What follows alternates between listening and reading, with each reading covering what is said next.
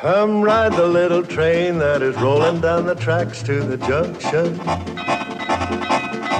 Forget about your cares, it is time to relax at the junction. Lots of curves, you bet, and even more when you get to the junction. Petticoat Junction. There's a little hotel called the Shady Rest at the junction. Petticoat Junction. It is run by Kate. Come and be her guest at the junction. Petticoat Junction. And that's Uncle Joe. He's a moving kind of slow at the junction. Petticoat Junction.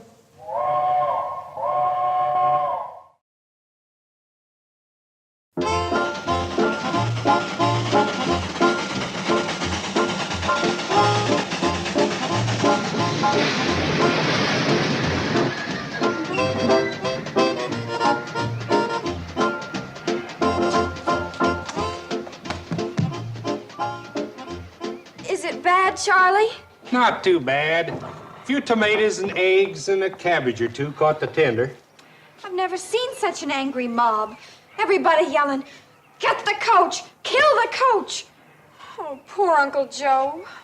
Well, losing the biggest game of the year, 84-0, ain't exactly the way to win friends. I hate to think what the back of the train looks like.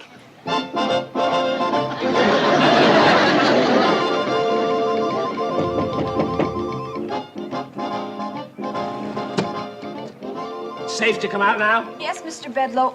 I'm terribly sorry you had to go through all this just because our team lost. Oh, that's all right.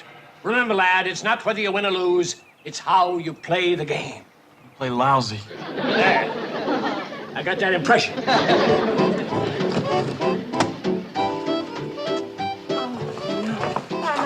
Oh, I'm sorry, kids. But remember, it's how you play the game. Yeah, that's what Mr. Bedloe just said. Bedloe, he's on this train. Oh, sourpuss! The vice president of the railroad? He went through this garbage barrage. Took 2 eggs right in the kisser before he got the window closed. Oh, there goes the Hooterville cannonball. You junket for sure now. Mr. Bedloe, don't blame Charlie and Floyd and their train. I mean your train. It's not their fault that Hooterville High lost every single game this year and the people finally got fed up. It's his fault. My uncle, the coach. Oh, Mrs. Bradley, it's nobody's fault. It's like the game of life. Sometimes we win, sometimes we lose. But the important thing is to take both with a smile. Oh, I don't blame you for being mad. Here, take Mr. Bedloe up to the hotel, give him the bridal suite next to the bath, and give him anything he wants with no charge. He's our guest. No, I insist on paying. Oh, you're going to feel so much better when you have a nice hot bath. Betty Jo, you clean up his suit while he's freshening up for dinner. Now, hurry now. No, don't fuss over me, girls. Charlie, there goes the meanest, most...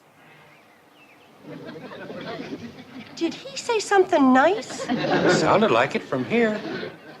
Charlie, there's something rotten in Denmark. There's something rotten in Hooterville, too. And I think all of it hit this train. You can come out now, Coach. Okay, Joe. Is it safe? Reasonably, you still got to face Kate. Oh, hi, Kate. Aye.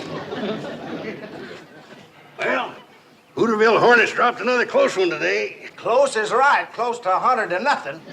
This is the last year I'm going to coach that ungrateful Hooterville outfit. You can bet on that. This may be the last year for everything. The hotel, the train. What are you talking about? You know who was on this train and got hit by 2 eggs meant for you? Who? Mr. Mean himself, Homer Bedloe. He don't scare me none. I'll face up to him just like I faced up to that angry mob.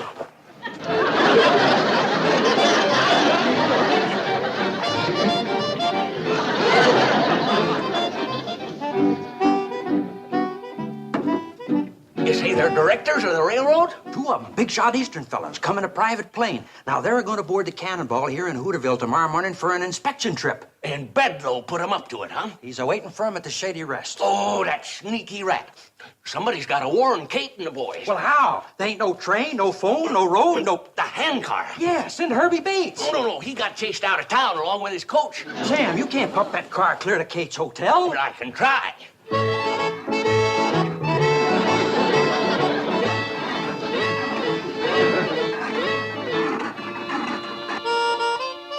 I said to myself, Homer Bedloe, you've got to go back to that wonderful little town of Hooterville and ride that wonderful little train to that wonderful little hotel and visit with all those wonderful people. I'll say one thing for you, Homer. You're a good loser, but we really outsmarted you when you tried to scrap the Cannonball. Uncle Joe, Mr. Bedloe doesn't want to talk about that. Kate, women don't understand the kind of sportsmanship that goes on between men. Now, Homer and me locked horns, and he got the worst of it. But he ain't mad, are you, Homer? Not a bit. Of course, I guess you did look kind of silly back at the main office. Certainly did. See how good he's taking it? He don't mind being beaten by a better man. Uncle Joe, I need you to help me move something into the lobby. Sure, Kate. What do you want to move? You.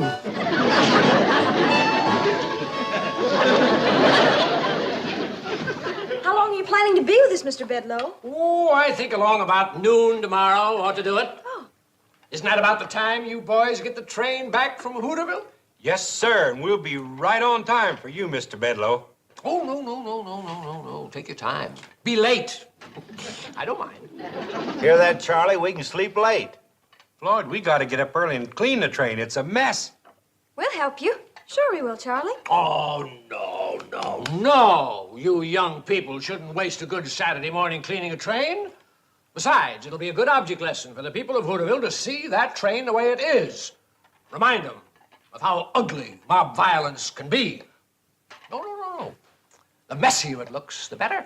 I tell you, that man's up to no good. He's out for revenge. Well, now, if he was a woman, I'd agree with you. Never turn your back on a woman.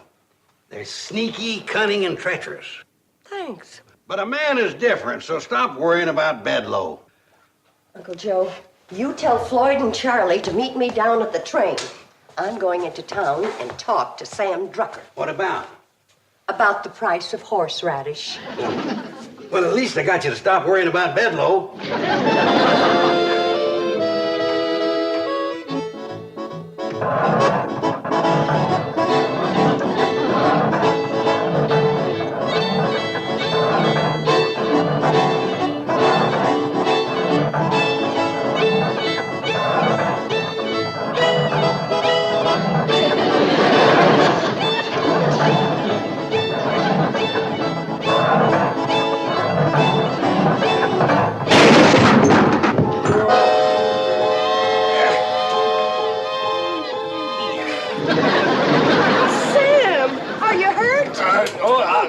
I don't think so, no. I'll be all right, Kate. As soon as I can stop pumping. Watch the blisters. Oh, I'm sorry. Who is it, Kate? Sam Drucker. Listen, is Bedloe up at the hotel? Yeah. Come on up and say hello. He's changed, Sam. Nicest fella you ever want to meet. Horseradish? Well, you can talk to Kate about that later. Come on up and visit Bedloe. Now, listen to me. Bedloe is here for only one reason. He's got a scheme that'll finish this train once and for all. You hear that, Uncle Joe? Yeah. And it don't surprise me none. You know, I was suspicious of him the minute he walked in.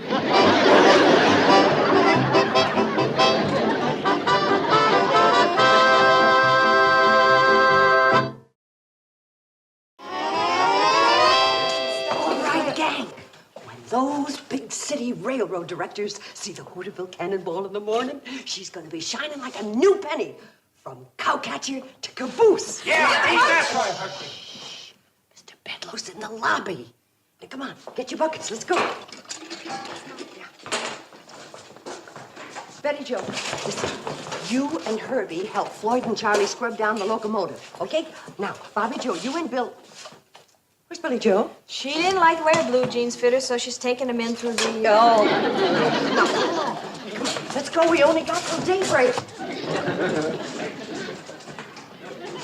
Oh, no, Sam. No. You've done your part. You go to bed and rest those blisters. Not me, Kate. I want to be in and foiling Bedloe all the way. Thank you, Sam. He dozed off. I think it was your eggnog that did it. Well, I thought it would. I put a half a bottle of cooking sherry in it. I wondered how he could go to sleep while I was telling him the story about my wooden Indian. I was telling him all about my great-great-uncle, Kit Carson. How he carved it out of solid oak with a hunting knife given to him by this old Indian chief when he was just a boy living in the woods down in southeast. Joe, you're putting me to sleep, and I got work to do. And so have you. So grab a bucket and head down at the train. Kate, don't you think somebody should stay here and keep an eye on Bedloe? Well, I'm gonna do it. I got work to do here in the kitchen. Did you set his watch ahead? Yeah, set it ahead till midnight. How about the other clocks? Oh, I forgot. Here, I'll start with this one. Say, where is everybody? Oh, Uncle Joe, get this stuff out of sight. Here.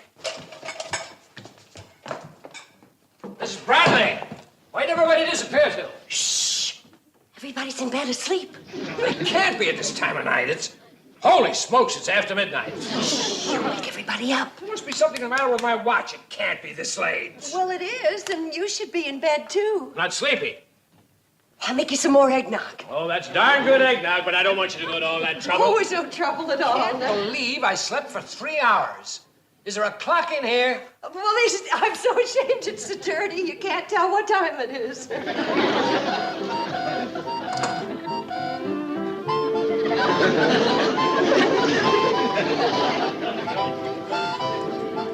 There you are.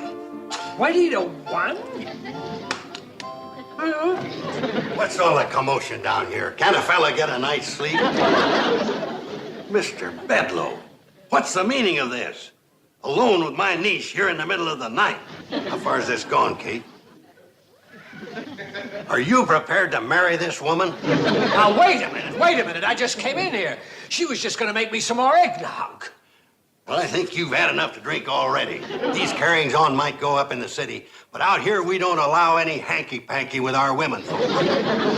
Hanky-panky? Yeah, you get to your bedroom and stay there. And just be glad I didn't have my shotgun handy. Please explain to him that I haven't got any romantic interest in you. Would I be telling him the truth, Homer? Well, you have been extra nice to me on this trip. What other reason could you have? What other reason? Now, let me tell you something. Oh, good night. And don't let me catch you out of your room again tonight, or I'll shoot first and ask questions later. Uncle Joe, you were wonderful. Now, let's go on down the train and get to work. Okay.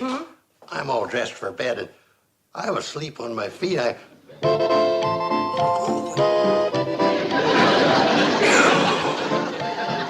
Let's go.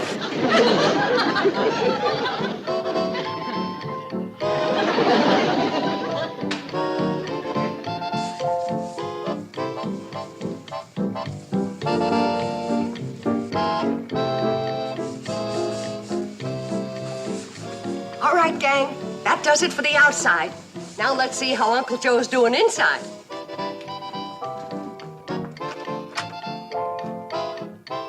Uncle Joe?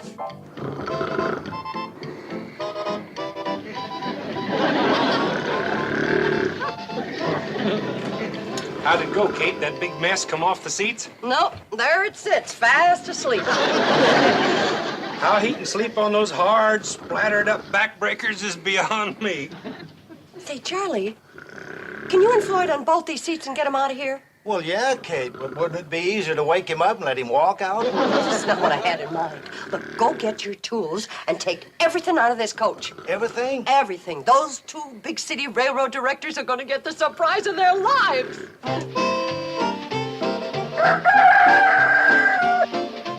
That's funny. I could have sworn there was a chair and couch there last night.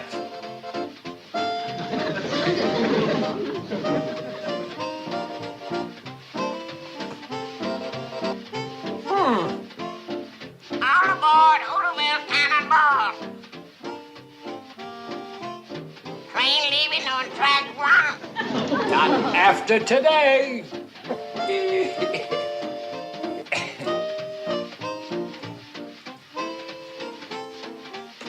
Thought you might like some company for breakfast, Joe Carson? Very funny. Ready for breakfast. The Hooterville Cannonball is due in 1 minute. Bedloe told us it's never been on time yet. Here she comes.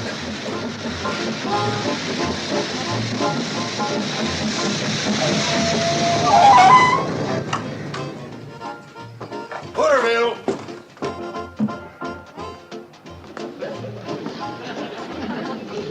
Did you enjoy your ride, madam? Sonny, that's the finest train ride I ever had in my life. Smooth as glass all the way. Well, thank you, madam. You must ride with us again. You bet I will, Sonny. All aboard the Hooterville Cannonball, gentlemen. There was no one in the station to sell us a ticket. Part of the satisfaction guaranteed service. We collect the fare at the end of the ride only if you're happy. Hey, that sounds great. Sounds like very bad business to me.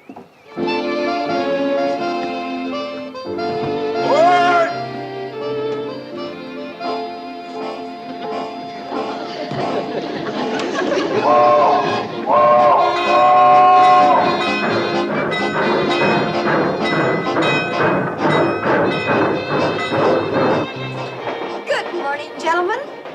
Welcome aboard train number 3, the Hooterville Cannonball. I'm your hostess, Miss Bradley.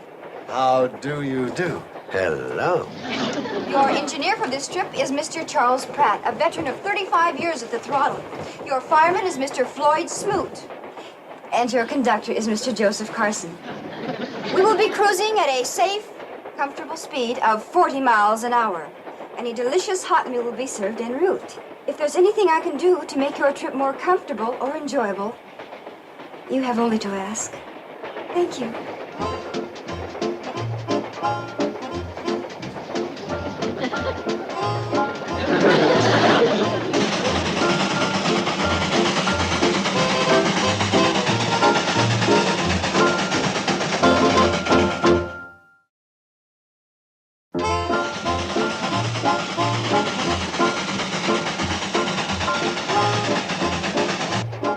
You give a very good shine, young fellow. Thank you, sir. Hey, John. Do you notice the porter's smock? Like they wear in Europe. Yeah. The service on this train is a lot like the crack Continental trains, too. Oh, come now, Matt. You can't compare the Hooterville Cannonball to, say, the Train Bleu. Oh, you know, the blue train from Paris to Nice. Well, no. I happen to hear that, sir. What has the blue train got that we haven't got? Well, besides the shoe shine, you can get a haircut, a manicure. Herbie, Porter, tell the personnel director to send in one of our barbers and a manicurist immediately. What? Quickly, boy. Pepper. Bob? Bobby's ready to entertain. Oh, good. Oh, Bobby, that's kind of brief. Well, I wore it in the Hooterville High Follies. Oh, well, Oh, hi, Herbie. How's it going? Fine. Until Uncle Joe promised him a barber and a manicurist. What? Sam, did you ever give a haircut? No. Well, there's a first time for everything. Herbie, give him your smock. Here, that's your take over here. Bobby Joe, hand me my sewing basket. Yeah. Sam? Betty Joe? Did you ever give a manicure? A locomotive engineer? How about you, Bobby Joe? Well, I do my own nails. Well, now you're doing someone else's. But I haven't got my stuff with me. Make do. Buffer. Orange sticks. What about nail polish? What about nail polish? There we are. Vanilla extract? Keep the label hid. Right out there is some of the most unusual scenery in the world. I don't see anything so unusual about it. You notice that windmill out there? Yeah?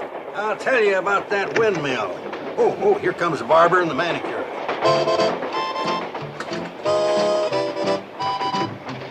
Well, I'll be darned. I'd rather be manicured.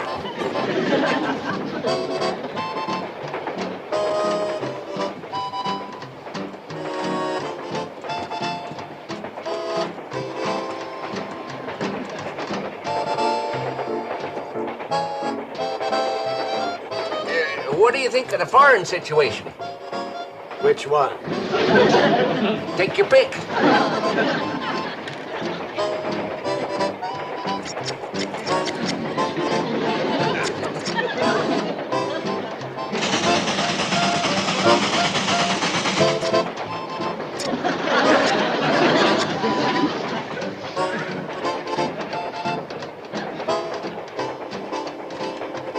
There you are, sir.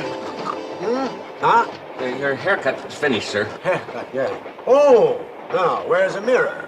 Mirror? Oh, it looks fine. Right, conductor? Great. Must be a mirror someplace. Oh.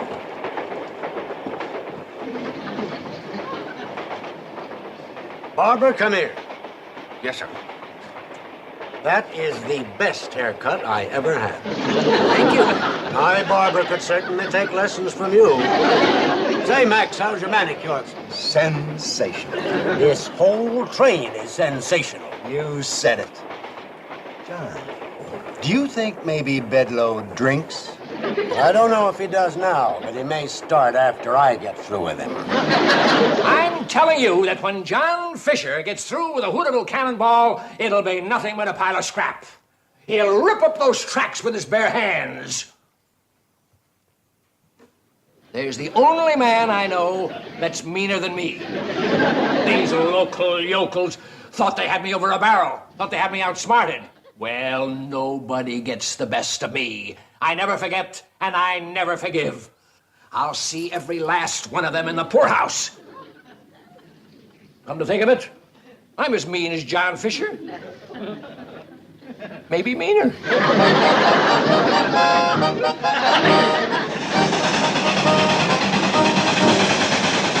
Well, she makes her run through the dead of winter, through the summer, spring, and fall. Neither cold nor heat nor flood can stop her. She's the Hooterville Cannonball.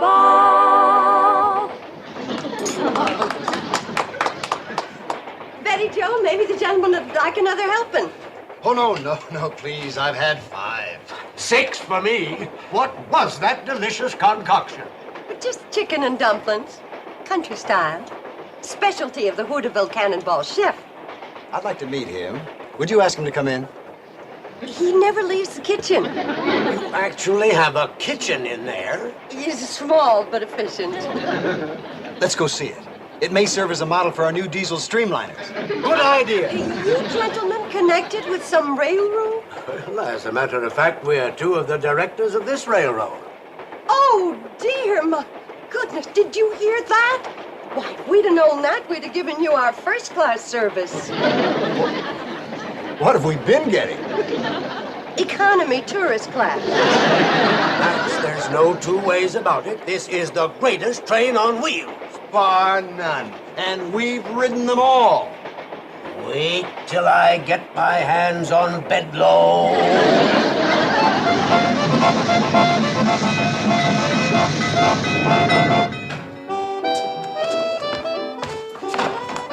I heard the cannonball pull in 3 hours late. I'll bet that really burned old John Fisher. Fisher. Oh, that's the name of the gentleman that's waiting down at the train to talk to you. Yeah, him and a fella named Thornton. They're going to give you a new position with the railroad. Who says that meanness doesn't pay off?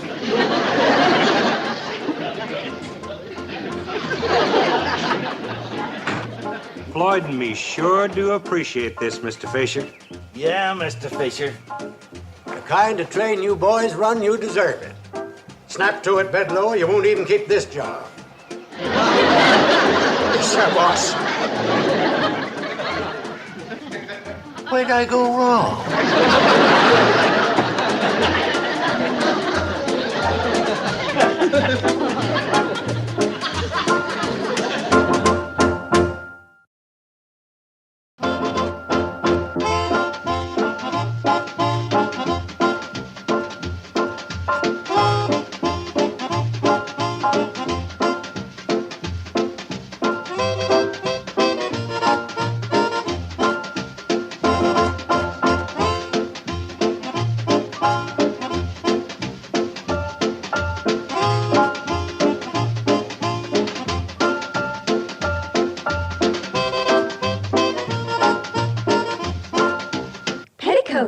Junction. This has been a Filmways presentation.